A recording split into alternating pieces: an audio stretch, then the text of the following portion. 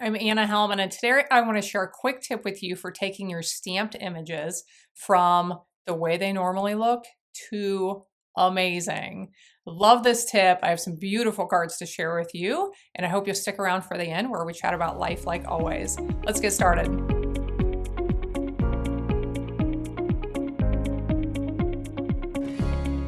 I was really excited to get this new stamp and die set. You can see here that's absolutely beautiful. These are the stamps we are going to be using. And here is the trick, is instead of inking your stamp onto an ink pad like you normally would, what you're going to do is to actually use sponge daubers to apply the ink to your stamp. Now, you can apply all of the ink with sponge daubers if you want to, or what I do sometimes, which I'll actually share on the next example, is you can ink the entire stamp with your lighter color and then come back in and use sponge daubers for the darker colors if you want. So I'll share that in just a second. So what I like to do is start with my lightest color. The reason for that is I don't want to put my darkest color on and then be using my sponge dauber with my light color, because I might end up with that dark color on my light ink pad, if that makes sense. So shaded spruce is my darkest color here, so I am waiting until last to use it, as you can see. So I'm doing this with really light dabs so that I don't end up with big circular marks where you can see exactly where that sponge dauber was. And now that I have stamped, you can see that this just creates a beautiful effect. Now here in just a minute, you're going to see several different color examples. I know green is what seems standard for the stamp that I just stamped, but I'm going to show you some other color examples to get you thinking about ways you can use this technique on your card projects. Now we are going to do one more of these, and we're going to stamp this cross. So again, we're sticking with traditional colors for these examples, but here I'll show you what I was talking about with, you can ink the entire stamp with your lighter color if you want to. You can play around with that if you like that, or if you like dabbing it on so you get more irregularity. So what I am attempting to do here is to go around the outside with my pecan pie, and with certain stamps your ink may pool up a little bit. It is pooling on this stamp, and I am okay with that. I really like the effect I got when I did this the first time. This may work a little bit better with rubber stamps than it does with photopolymer if you don't like the pooling up and the bubbling. You can also use an eraser on the surface of your stamps, and that can really help them for the ink to cling to them as well if you don't like the bubbling effect. But can you see as this dries, it's going to get more noticeable. But I have one of these I already finished, so we're going to bring it in. I wanted to die cut it out, so I already have that piece prepared. So let's finish the card that we're making, and then I have several more I want to share with you. So here's the piece that I had prepared, and you can see we have that lighter effect in the center, a little bit of that pecan pie showing, and then the dark around the edges, which I love. Just really makes everything pop. Takes it from a basic stamped image to looking like a true work of art, and I just love that. So that is the technique. Let's look at some examples. So here's another one I did very similar to the one we just created, and I didn't use a die cut in the center. I just left it plain, and I used this really nice fern embossing folder over the top. I love how simple these cards are, but how beautiful they turned out. Here's another one. I went with purples on this one. I used Blackberry Bliss, Petunia Pop, and Bubble Bath. And for the die cut in the center, I used the cross with that wood grain overlay. And I also did the sponge dauber technique on the greetings. So you can see it's lighter in the center and darker on the edges. Thought that was a neat effect, but I just wanted to show that so you can be thinking about greetings as well. This would especially work with large, bold greeting stamps. You could create some amazing color variation on that type of stamps. Here's another one. I thought this was really fun. So I stamped the cross image with the palms, and I did it in a rainbow effect. So I used Melon Mambo, Pumpkin Pie, Daffodil Delight, Greeny Apple Green, Summer Splash, and Petunia Pop. Then I die cut that piece out, and with the piece that was left on the background, I just repeatedly stamped the God is Love stamp from the top to bottom in the rainbow colors. Now, friends, do you ever mess up something on your cards? When you do, learn to embrace the imperfections. If you look at this closely enough, I missed one of my colors on that background, and I just decided, okay, I'm just gonna use it. Like, you're probably not gonna notice, right? The person who gets it probably isn't gonna notice. We embrace the imperfections. And last but not least, I decided to use the single palm stamp. So here's those stamps again, if you're wondering where some of these came from. So this one, I inked in different colors. So like this one right here, I had Daffodil Delight on the one end and then Greeny Apple Green. So then the next one I would have had Greeny Apple Green and Summer Splash. And I just did that as I moved around and created that lovely wreath. And I added the flowers and the bow as another way to use this technique using this same set of stamps and dies. So I hope you can use the sponge dauber technique on some of your projects. Like I mentioned, if you don't have any sponge daubers in your collection, or if you're looking for links to any of the other products I shared with you, I'll have those in the description below. So today's live chat, I'm going to warn you right now, if you want to keep this like fun and lighthearted and card making and happy, then you might want to turn it off right now. Completely up to you, of course, but there's my warning. But this card right here, this God is Love card, this and some conversations I've had a conversation I had at church last night and some things I've been listening to are inspiring today's talk. And so those of us who believe in God, I've realized over the last several years how misguided my faith was for most of my life and how terrible of a Christian I was. So I'm just going to start with that. I've called myself out.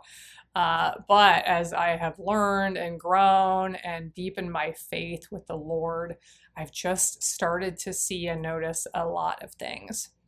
And so in our world, we have a lot of ideas about God, okay? There are people who worship different gods, different faiths.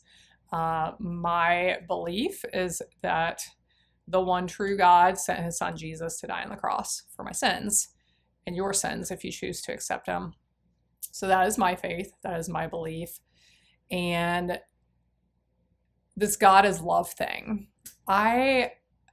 There's so much stuff in this world that I've started to see that is just so misguided. And we worship so many other things. And I feel like one of the things that a lot of people are worshiping these days is self. The self-love, the self-care, I get all these emails from all these people who are like coaching people to be better and to fix themselves and to be happy and all these things. And like, my faith teaches me that it's not according to me and my will, but him. And when I live with him and through him, that is where my path is going to come for the things I want in this life, not for happiness, joy, success, all of these things. But this God is love thing, this is what I'm attempting to talk about today, is the idea that God loves me exactly the way I am. And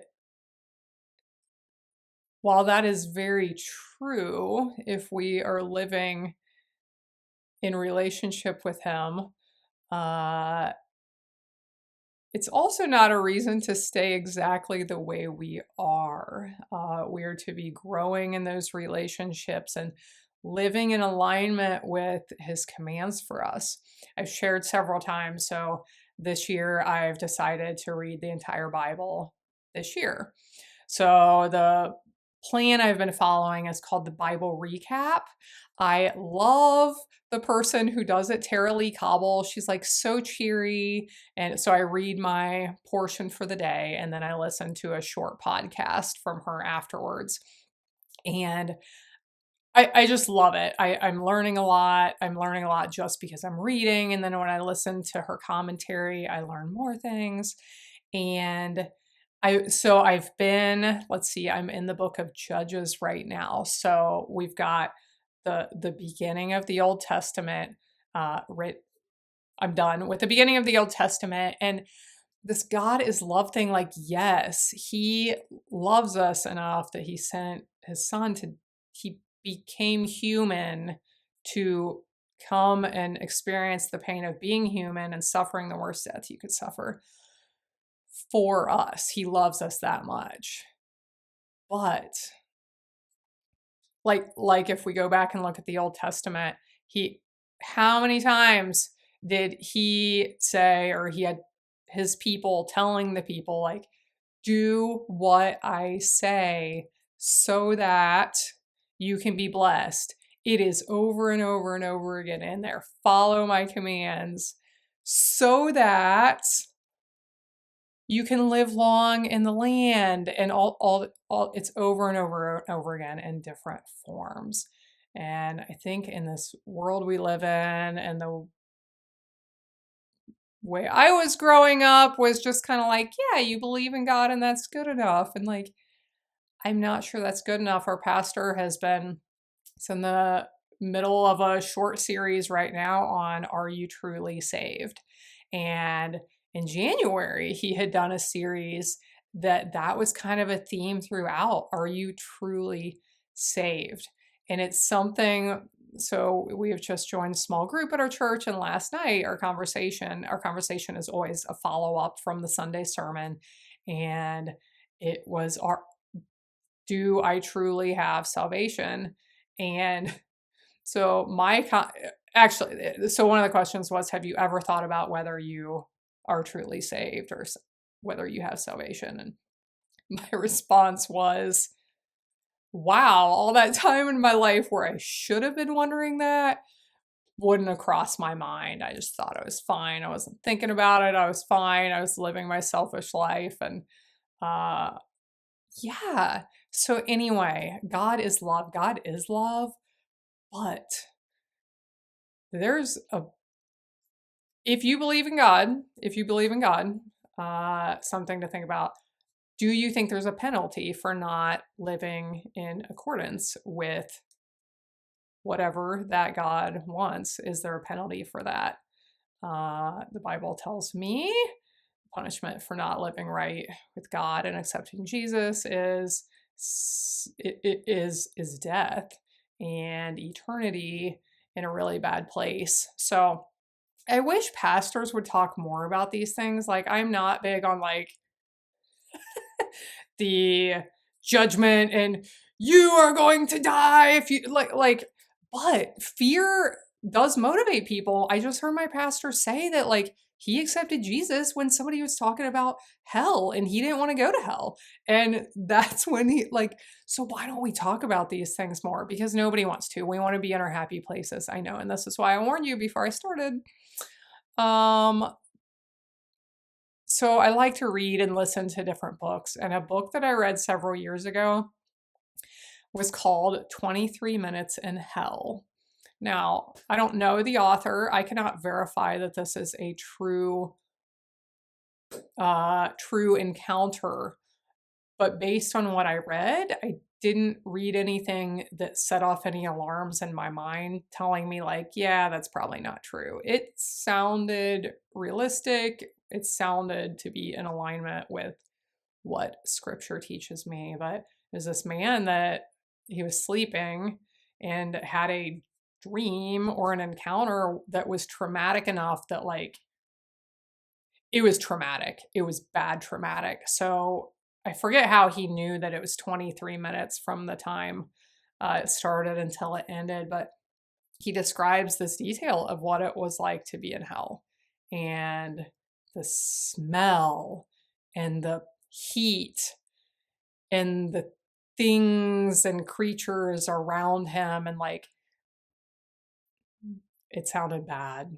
It sounded bad. Like, I don't want to be there for 1 minute, let alone eternity. So again, I don't know if this was a true encounter, but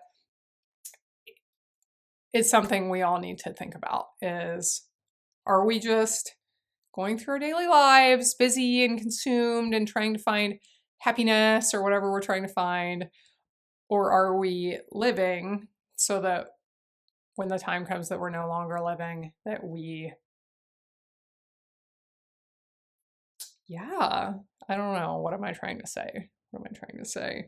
That we are going to have what we want in the long run instead of just what we want right now. So, do I have anything else to say about that? I don't know. It should be interesting to see what kind of responses I get to this. But I feel the world just teaches us to live in the here and now. And the Bible says to focus not on the seen, but on the unseen. And don't rely on our own understanding. I'm like, okay, good. Because God, I just don't understand like how this is all possible. I just know that I've experienced you. And if I've experienced you, then I believe that you exist, even though I don't understand. Anyway, I encourage you to explore these thoughts and ideas if you haven't. I hope you have a blessed day, and I hope you'll be back again next time when I'll be here helping you to hand make with love. And I promise the next chat will be more lighthearted than this one.